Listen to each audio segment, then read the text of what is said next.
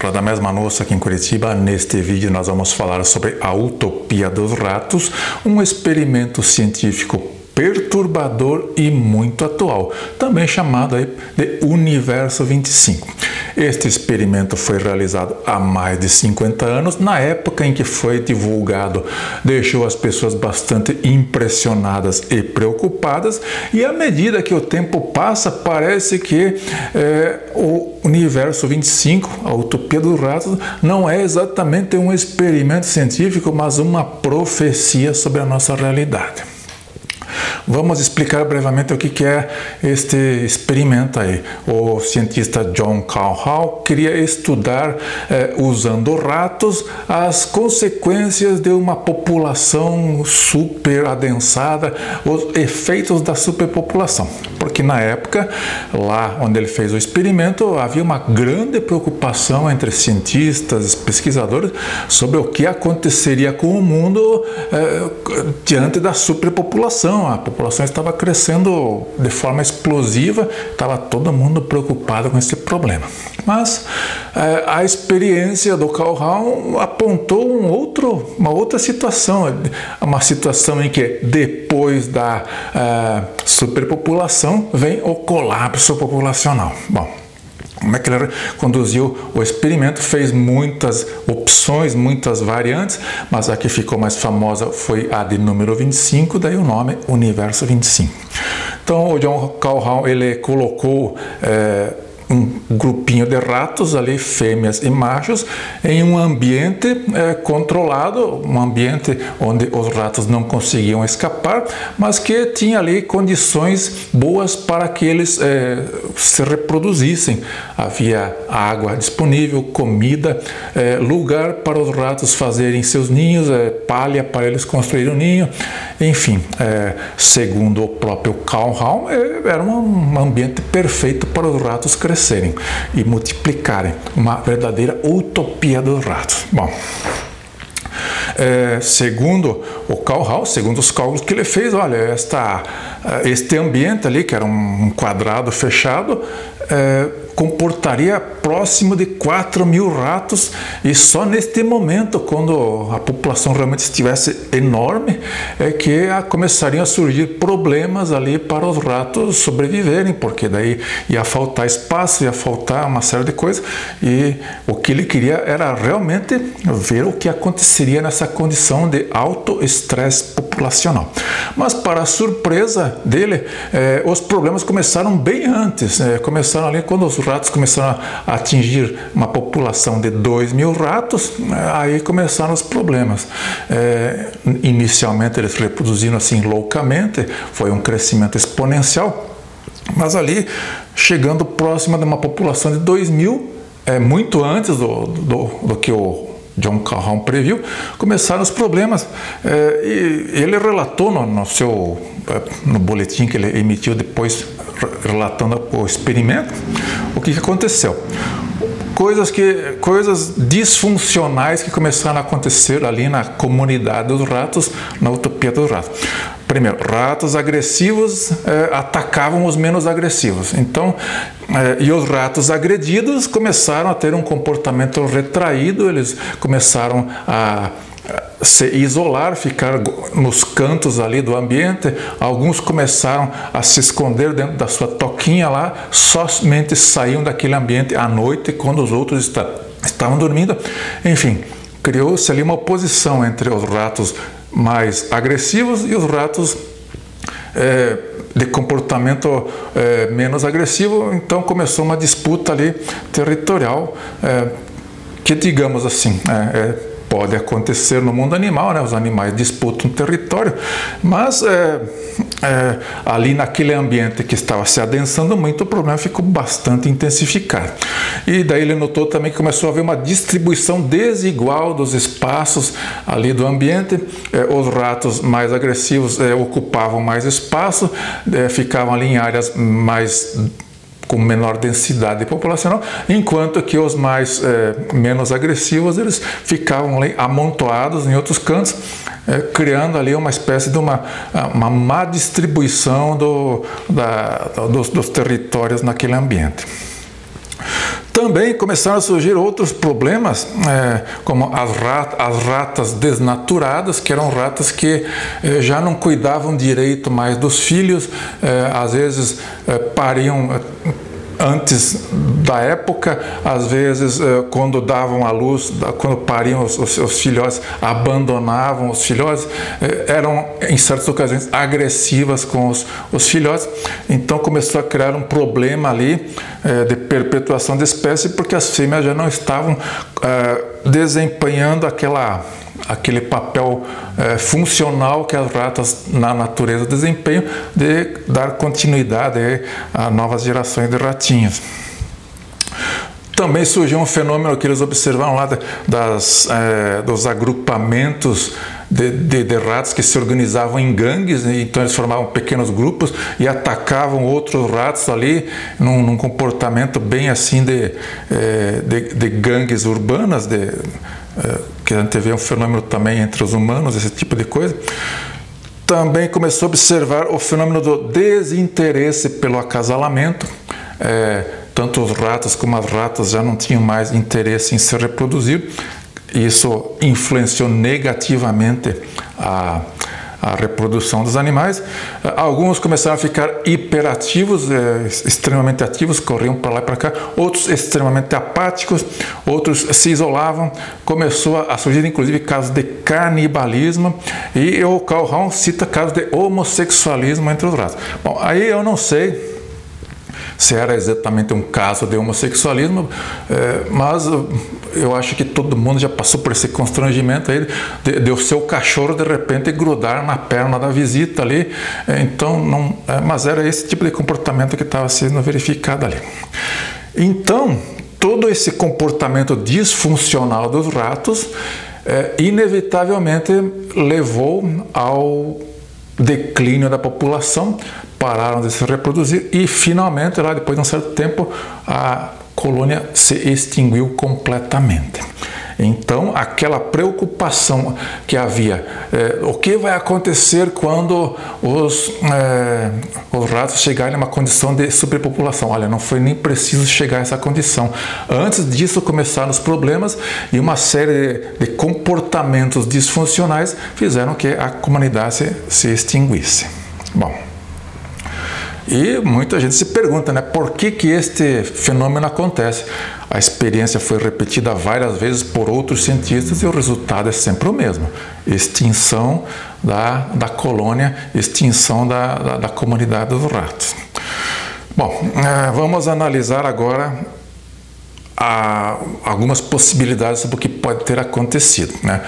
Tem todo tipo de teoria interpretando esse experimento, né? Uns dizem, isso aí mostra o problema do capitalismo, porque tem uns ratos lá que viram latifundiários e outros ficam confinados em espaços pequenos. Outros vão dizer que o problema é o socialismo, porque os ratos tinham o que comer, não tinham problemas para resolver, ficavam ociosos e daí dava problemas.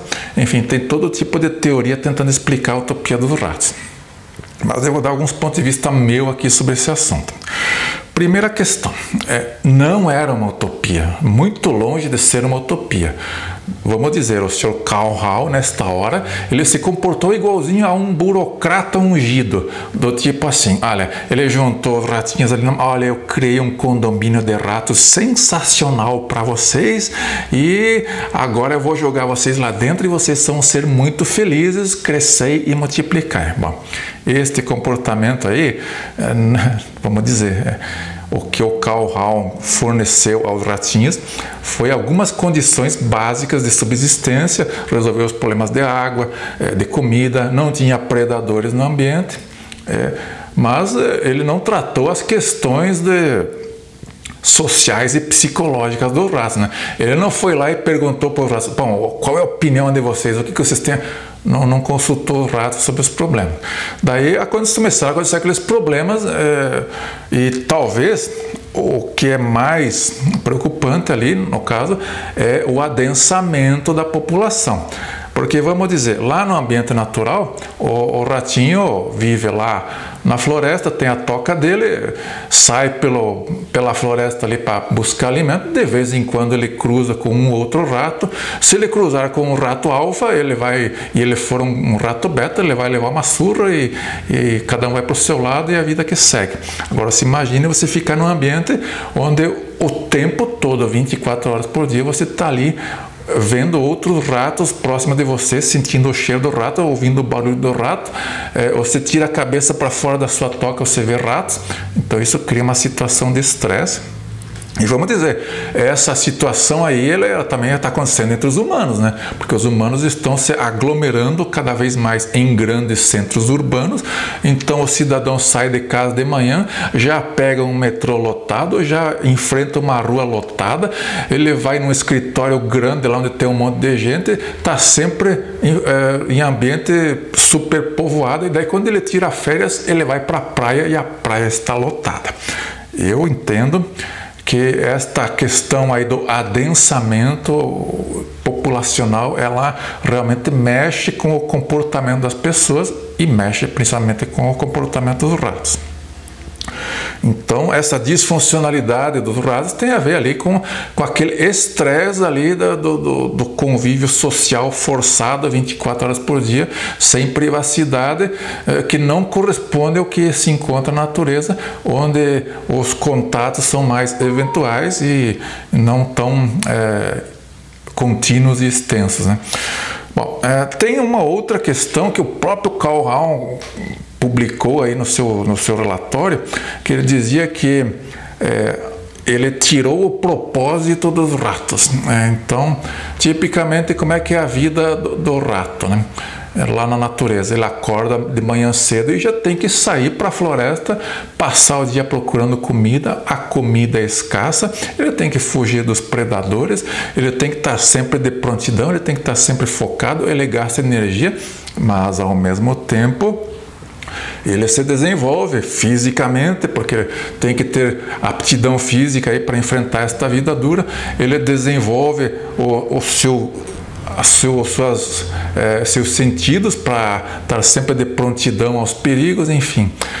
Aquela vida rústica do rato na natureza contrasta muito com aquela vida sem ali urgências de um ambiente que tem comida, água, está tudo resolvido. Então, esta falta de propósito, segundo o Carl Raun, desestrutura o comportamento dos ratos.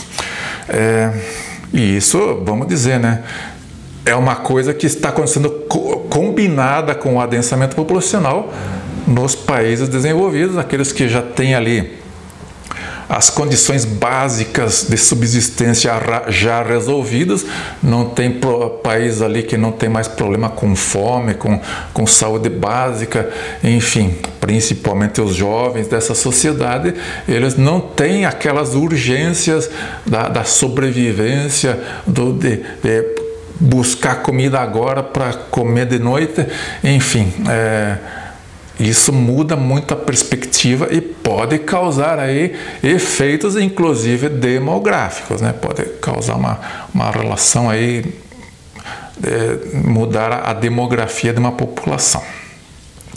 Agora tem uma questão aí que eu vou colocar, que é um ponto de vista meu, que é o seguinte: quando você leva uma vida cheia de desafios de sobrevivência, onde você tem que lutar pelo básico, você fica uma pessoa mais desenvolvida, mais treinada, com mais prontidão, e aí você cria uma primeira camada de resiliência, uma primeira camada de resistência, que dá as condições para que surja uma segunda camada superior de comportamentos que depende de a parte de baixo estar resolvida. Estou falando de comportamentos mais elevados, como aquela defesa dos interesses coletivos. Então, por exemplo, a questão da maternidade sempre foi muito importante nas sociedades do passado, porque existia aquela necessidade de preservar o coletivo, né, de garantir a continuidade da espécie. Então, quando as pessoas tinham aquela visão de que elas estavam ali já com a casca grossa em função da busca contínua da sobrevivência básica. Então isso dava a resiliência e dava, digamos, as condições para que elas assumissem um compromisso maior, que é um compromisso ali de buscar a perpetuação da espécie e trabalhar inclusive pela sobrevivência do grupo. Então essa segunda camada, ela só começa a acontecer quando a primeira camada está resolvida, as pessoas já estão ali numa condição de desenvolvimento pessoal mais elevada. E tem uma questão sempre que incomoda quem analisa o universo 25, a Utopia dos Ratos, que é o seguinte: a população cresceu, estabilizou e depois começou a cair. E a pergunta é, bom, se ela começar a cair, não ia chegar uma hora que daí aqueles problemas relativos ao adensamento seriam resolvidos e daí voltaria tudo ao normal, as ratas começariam a se reproduzir de novo, os ratos começariam a ir atrás das ratinhas novamente e o equilíbrio se restabeleceria?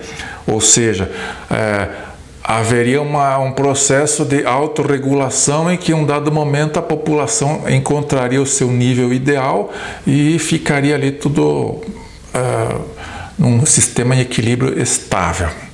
Inclusive, isso aconteceu na primeira versão do experimento do Carl Hall. Quando ele começou o experimento, ele fez um experimento com ratos selvagens, colocou eles num terreno grande, lá de 1000 metros quadrados, e naquele ambiente que ele criou no primeiro experimento, realmente a população cresceu até atingir um limite e ficou ali em torno de 200 ratos estabilizada, chegou a um equilíbrio ecológico ali.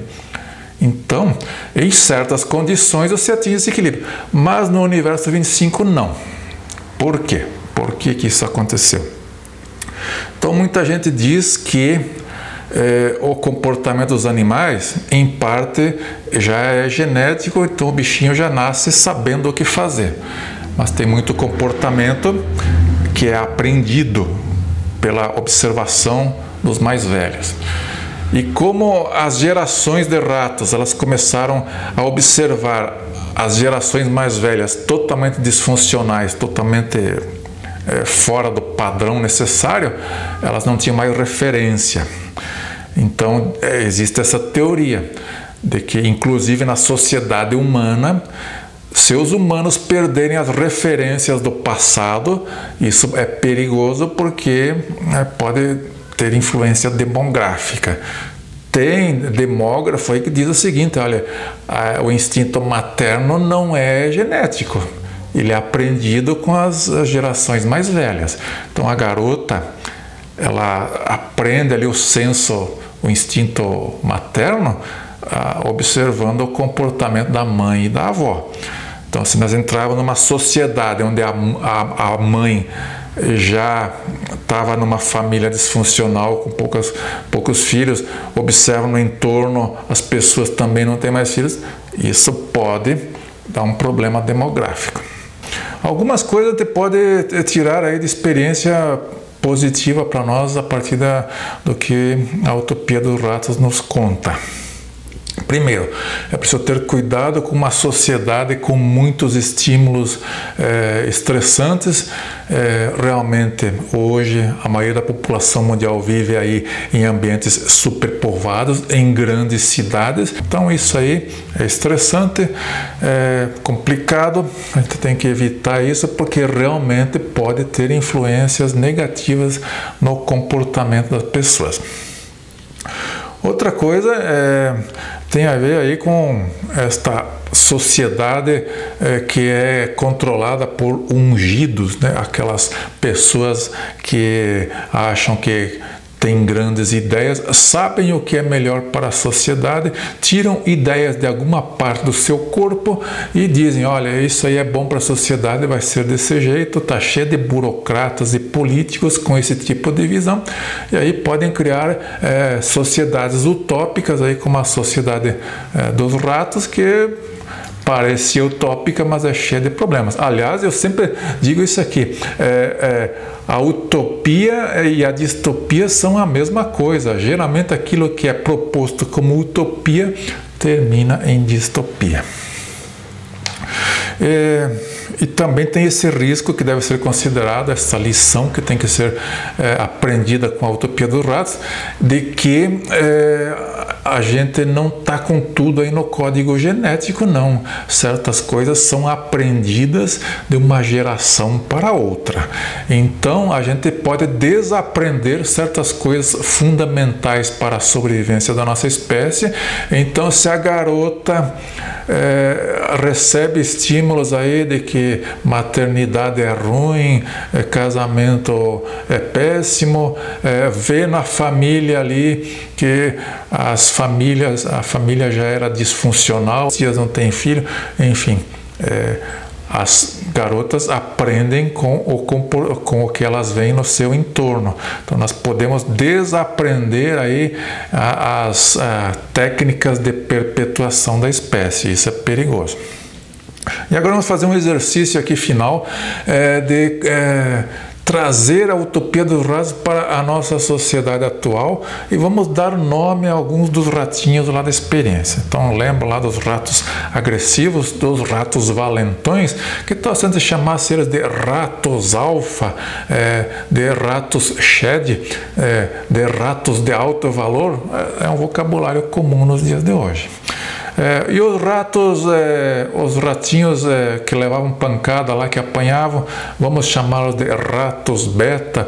Eles acabavam se isolando da sociedade dos ratos.